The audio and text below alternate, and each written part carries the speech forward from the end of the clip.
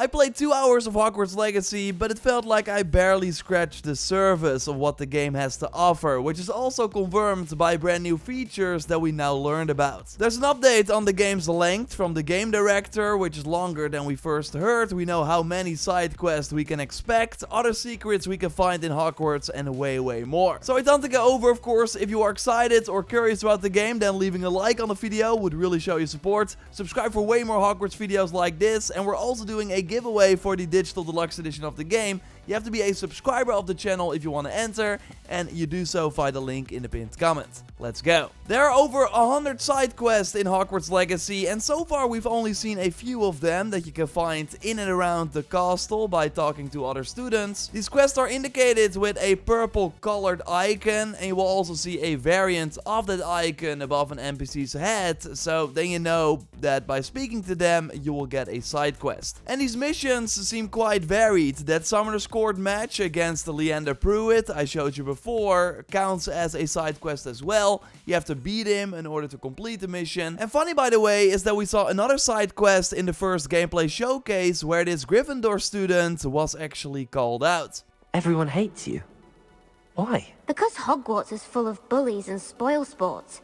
Leander Pruitt's one of the worst, that no-talent moon mind. So pretty cool how that is connected. It makes the school feel more alive. And now I'm extra sad, by the way, that I did not beat him. Also because this first year Ravenclaw student is kind of bragging about the fact that he's really bad at playing gobstones. If you're not familiar, this is a marble game in the wizarding world. Only the loser will be sprayed with a vile-smelling liquid. We sadly cannot play this in Hogwarts Legacy. That's why I'm showing Order of the Phoenix gameplay here from 2007. By the way, damn, comparing these graphics to Hogwarts Legacy is wild. So Zenobia Noak defeated Leander and friends. They did not like that, so they stole her gobstones and hid them throughout the school. Like the most common side quests are the ones where we have to help students out. Like me getting the 5 flying books for Cressida Bloom, as discussed in my preview video. I will link to it, by the way, in the video description for if you haven't watched it yet. These missions are quite short and seem to take place close to the quest giver, and by holding up on the D-pad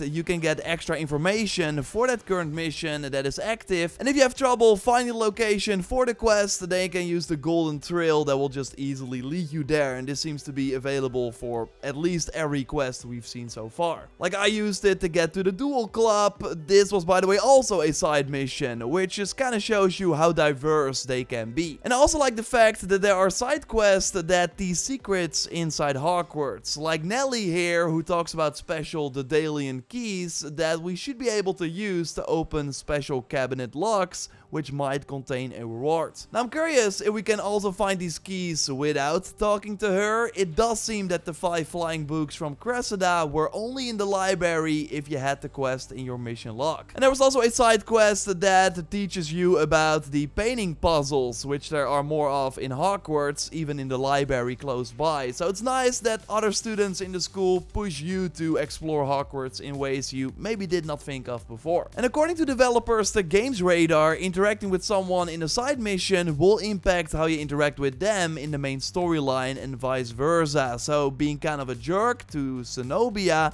during this mission should have an influence if we see her later on. Although we of course have to wait and see how big of an impact this will be, while we do know that our choices regarding the unforgivable curses will have huge consequences. We cannot learn these curses at school, while that is of course the case for most of our other spells, and learning these probably has to cast them on someone first, like we saw with Crucio in the Sebastian mission from Gamescom. What we now learned thanks to the narrative director is that characters will react visually and audibly to seeing the player cast an unforgivable, but we don't have a morality system that punishes them for doing so. As you maybe saw in the recent gameplay, you can at any point cast a spell. Mostly it's just random and kinda out of place, but it also makes sense because it's needed to interact with some objects in the environment. Now I would imagine that if you cast an unforgivable curse like this, so while being surrounded by students, that they will have some sort of reaction. Should the player continue these actions, so cast the unforgivable curses, the world will reflect back knowledge of them. What an noticed is that a lot of students in Hogwarts were referring to a troll I took out at Hogsmeade, which we saw footage of in the first state of play. Watch out, it's the Troll Slayer of Hogsmeade. So I would imagine that they will talk about us using unforgivable curses in a similar way. So that after using them to complete a main mission or something, we will explore the halls and hear people gossip about what we just did. It at least seems that even if you use Crucio to torture people in combat, or if you just cast it in school, that you will not be locked out of any classes or other content. We now also learned that even if the player learns these unforgivable curses, that they don't have to use them, as just like the other active spells, they're just like a slottable thing that you have to put in your spell wheel. So you can just learn them to get 100% completion, but if you don't want like people gossiping about you, then you don't use them. Now, I do still think that of course unlocking these spells will come at a cost, as it seems that we have to torture our dueling mate and companion Sebastian to learn Crucio, and I also think that we will have to pay a pretty big price to learn Avada Kedavra. Also curious if there will be some sort of special interaction if you use the unforgivable curses in the dueling club. Could be interesting. Now, speaking of 100% completion, it took the game director on his first playthrough over 80 hours, and he of course knows the game by heart. So I personally think we're looking at 100 hours to see and do everything, which makes sense looking at the amount of small puzzles and hidden secrets that we already found in Hogwarts. And we, by the way, have a video about that coming up, talking about all the hidden secrets we found so far, so subscribe to not miss it. And if it's already up, you find a link to it in the video description. There were also already disillusionment chests spotted in Hogwarts, one very sneaky behind a tree in a big greenhouse, and Arekkz Gaming also found one outside the castle. Now, as you maybe expect, you cannot open these chests by simply casting a spell on it. They have an eye, and the moment they spot you, they will do an animation and then cannot be opened. So while not 100% confirmed, it seems obvious that we have to use the disillusionment charm to cloak ourselves and then get close to the chest without them seeing us in order to open it. At this point in the demo, I don't think that spell was available yet, or we were not able to do it. So yeah, we have to wait and see what the reward will be.